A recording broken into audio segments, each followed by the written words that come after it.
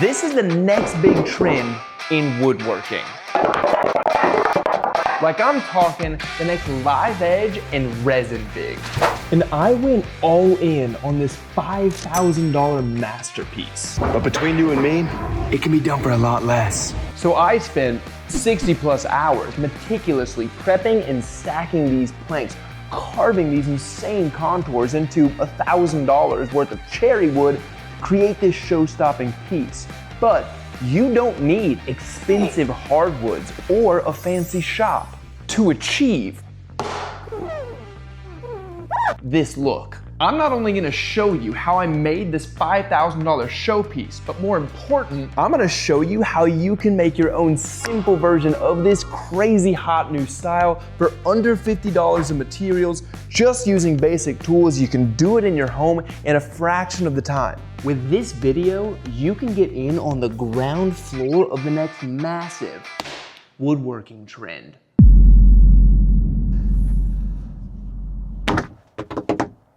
Unironically, maybe the hardest part of the beginner project is literally just moving a sheet of plywood. So we need to cut this piece of plywood into 32 equal squares, but I actually find plywood is easier to cut on the ground. But you gotta put some spacers down first so your blade isn't cutting into the concrete.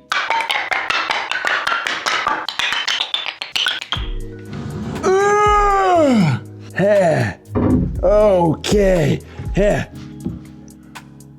I just gonna drop this thing? That was so loud. Worked pretty well though, actually. Okay. Cool. We now need to divide this into 32 equal squares. So we just gotta make 1 foot marks all across the 4 sides.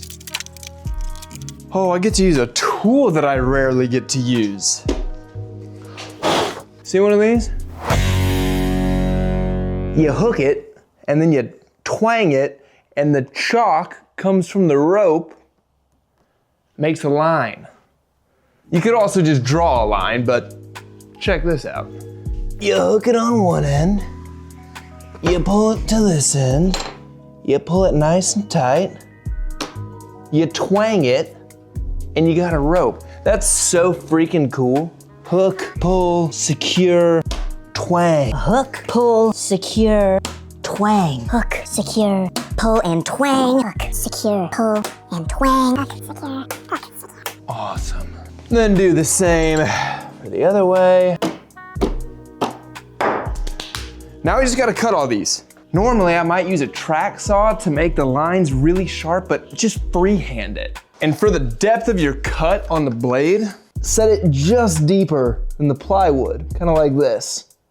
Now, of course, having your blade set like that does mean you will cut a little bit into those spacers, but it's either that or the concrete floor. Wow. It's like kind of more fun to be a beginner woodworker than it is to be an expert one. I was just plowing through it. I didn't give a shit about those lines, dude. And with that mentality, I think I fell back to some beginner tendencies too easily. That's why we're not going anywhere. Oh yeah. But beginner tendencies are totally fine for this piece. Really, you're just trying to cut it so that all your pieces kind of look like squares, and that's it. And the spacers underneath the squares you just cut can be repositioned. Just put them under what's left for some added stability.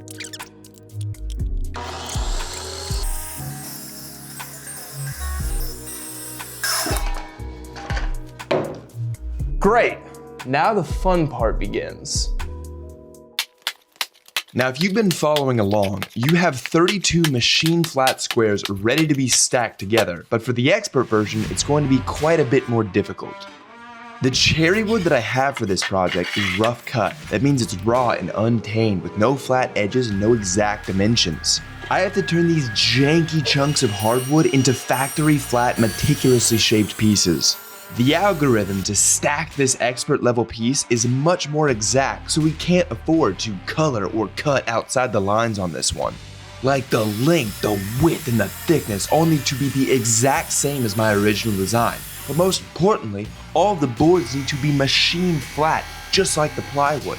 Otherwise, any irregularities will form gaps that will be clearly visible and the effect won't work.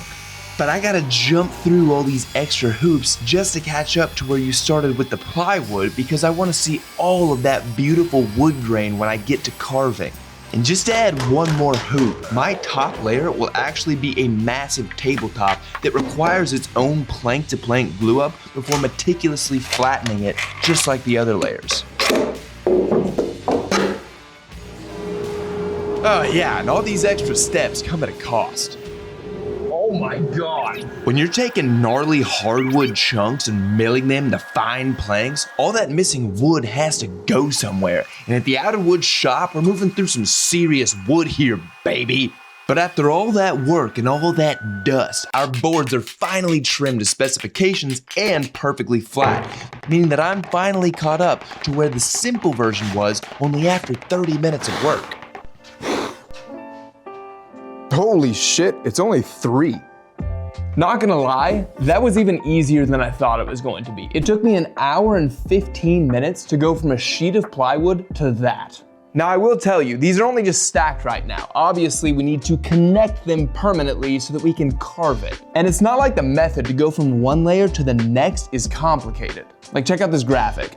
You put layer 1 down and then layer 2 goes on top and you keep the centers perfectly in line, then you just rotate layer 2 just a little bit. And you'll see on layer 1, there are 4 corners that all open up and they should all be identical on the 4 different sides. And then from layer 2 to 3, you do the same exact thing, but you try to rotate it such that those new corners match the corners from layer 1 to layer 2. In the really nice piece, I actually glue all the layers together. But to make this even easier, I'm just gonna screw them together. But to make that work, the first layer you put on the ground is actually your tabletop, and we screw this together upside down. This ensures that no screw head is visible in your finished piece. And while we're at it, here are a few simple tips that will guarantee this step goes off without a hitch. We're gonna use 1 screw in each of the corners, but keep them about 2 inches away from any of the walls so you don't hit them later when you start carving away material. You also really wanna bury the head of your screw beneath the surface of the plywood. If those things are sitting too high, that can cause the dreaded gaps between the layers. It may seem tedious, but trust me, things could be worse.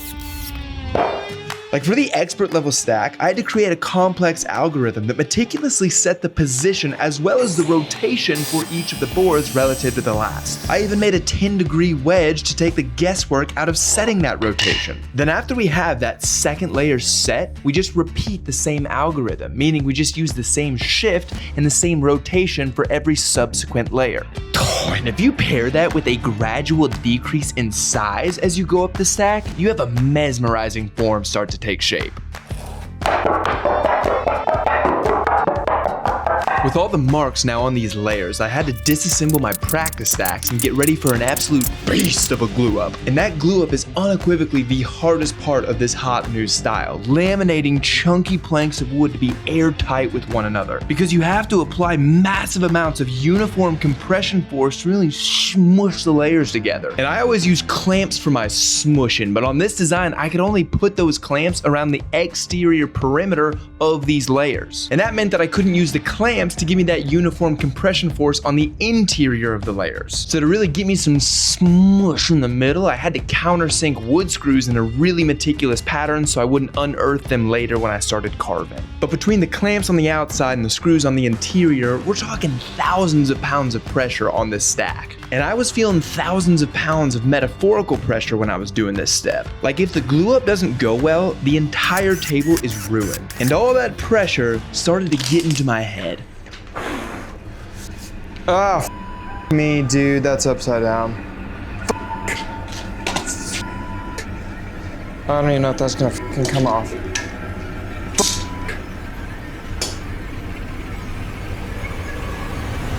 No, it's not. Oh my God.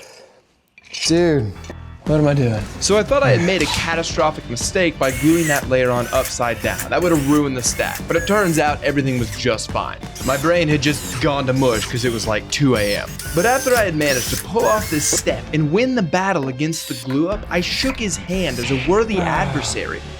Let's go. F you. F you. Oh my God. Seeing all that, we should have a newfound appreciation for the method where we just use screws. So let's finish off the stack for the simple version. I mean, you can just see how much easier this one is than the expert level. The pattern is simple and repetitive. It's almost more of a feel thing than that meticulous algorithm. Also, we aren't using glue, so mistakes can be fixed. Because of all that, this step took me like 30 stress-free minutes. Okay. But here's something they do have in common. How heavy is this? That's not too bad. That's kind of bad. These things are beefy as hell, dude. Like, it's solid material through and through. Okay. Each one's like 100 pounds and we got like beams falling everywhere. In retrospect, maybe open-toed sandals weren't the best call for the day. That's not where to grab it.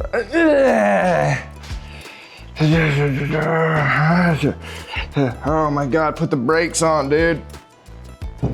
But we are finally at the step we've all been waiting for. Okay. Where the hell's my carving tool? Here's the crazy thing, guys. At this step in the process, there is no magic. You just methodically grind down all the steps. That's it. If you have built a good stack with a foundationally interesting design, you just grind off the corners and bada bang, you're left with art. Sure, for the expert level piece, we got a couple things that make it a little bit more challenging. First, each of the layers on this stack are thicker, meaning we've got more material to carve through to get those corners off. Second, this one's made out of solid cherry wood, which is a denser material than plywood, so it's a little tougher to get through the material. The good news is we got a wood carving bit from a company called Kutzall. The first time I tried a piece in this style, I just bought like the cheapest bit I could find off of Amazon. And I guess technically the cheap bits did work, but they dulled so quickly that the process took like 3 times as long as it needed to, and I kept having to replace them. So then I was like, is it worth it to just buy a nicer bit? And unequivocally the answer is yes. I've knocked out 3 tables with one bit and it's still just as sharp. And if it works on cherry wood, you dang straight it's gonna work on plywood. Now that we have all the layers connected, we just have to carve it. Now when people see these carved pieces, they assume that there's some sort of magic in these hands that made it. Some sort of mystical power that gets the shape so organic and smooth. They assume that their own hands wouldn't be able to do the same. And the reality is, carving something like this is the easiest part of the whole process. And to prove that point, I've actually brought in my mother to the shop. She is going to be doing the majority of the carving on this piece. She's never carved one of these before, and until today, she had no idea that she was going to be carving this one. All right, Mom, you ready?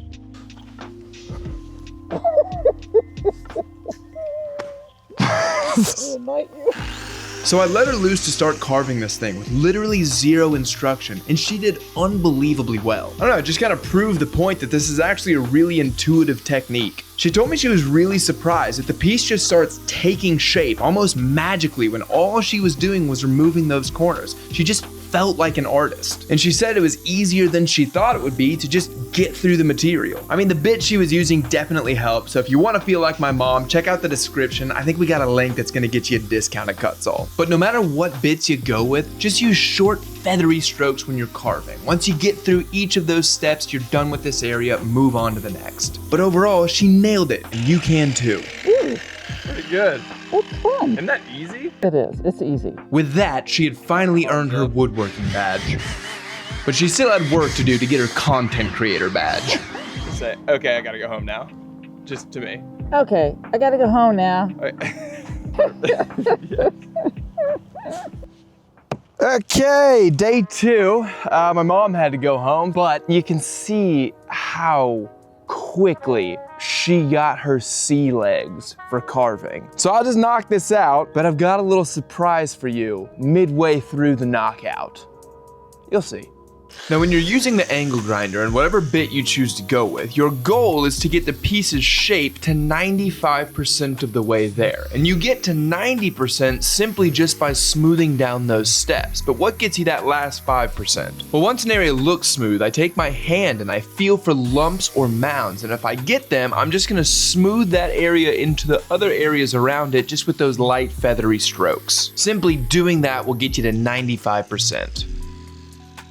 Now I know what you're thinking next. What if we've gotten 95% of the way there? The thing's looking perfect, but the hand slips a little bit and we make a mistake.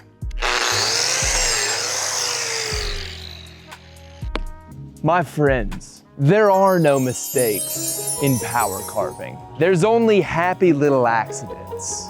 And so we're just gonna make a happy little tree, a happy little cloud or something with this sizable gouge we just made. Good grief, dude, I kind of went all out for that demonstration there. Fixing a mistake is actually quite easy. All you're gonna do is remove material from an area until it blends in with the surrounding areas. This works even for a very prominent feature like this ridge line. I mean, at the end of the day, these pieces are organic, so as long as you make those ridges and faces flowing, no one really knows what it's supposed to look like. And the rest of that is just gonna come out with sanding. With the carving done on the beginner level piece, we have one more step on the expert level piece to get it to that same point. We made these two bases earlier with that really difficult glue up, and we have to connect them to the underside of the tabletop that we also made. To accomplish this, we have one more delicate and surgical glue up. And due to its difficulty, I've called in my emotional support mom. There it is. Ah. Hold it up so it doesn't fall. Once this is on, it shouldn't. Okay. She just has that innate sense of when to be there and support her boy, and then that other innate sense for when to get the hell out of Dodge. Getting out. That's fine.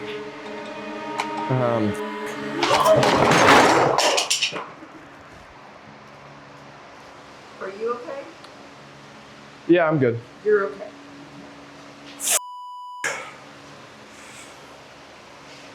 Okay. Jesus Christ. At Outer Woods, we like to subject all of our pieces to a 3-foot drop test to make sure they're durable enough for any application you might throw at them in the home. This one passed with flying colors. We lost a clamp. Shit.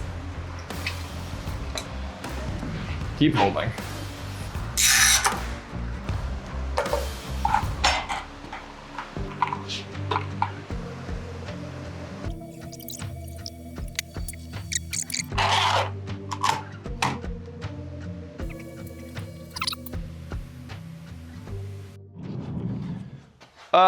It's always great when you come back the next day and nothing fell over or exploded. What if I just tried to kind of...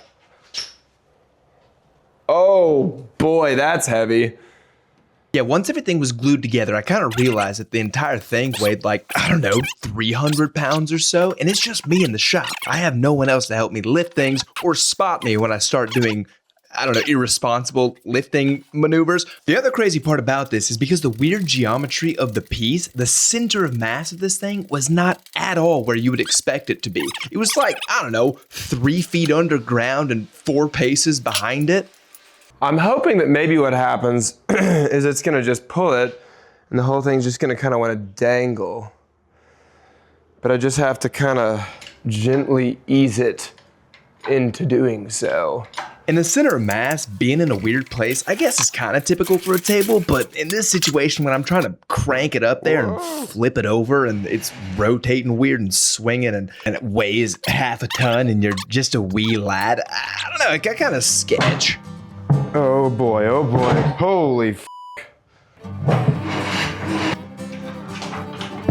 Ah!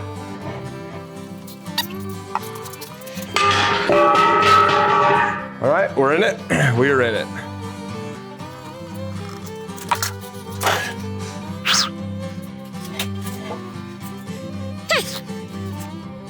We keep releasing. Oh my God.